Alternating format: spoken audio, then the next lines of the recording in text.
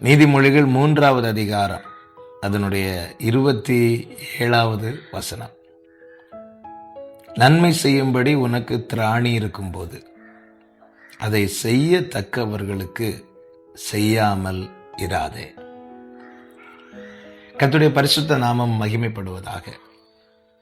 அருமையான ஒரு வார்த்தை, நல்ல ஆலோசனை. இதிலிருந்து 3 காரியங்களை உங்கள் மத்தியில் இந்த கால வேளையிலே தியானத்துக்காய் சொல்ல விரும்புகிறேன். 1, நன்மை செய்யணும்.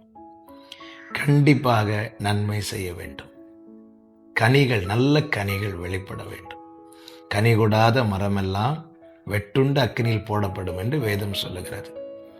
நன்மை செய்ய பழகணும், படிக்கணும், அதை மறக்கவே கூடாது. எப்படி நன்மை செய்யணும்? கர்த்தரை நம்பி நன்மை செய்யணும். ஆமென். இவங்களுக்கு இப்படி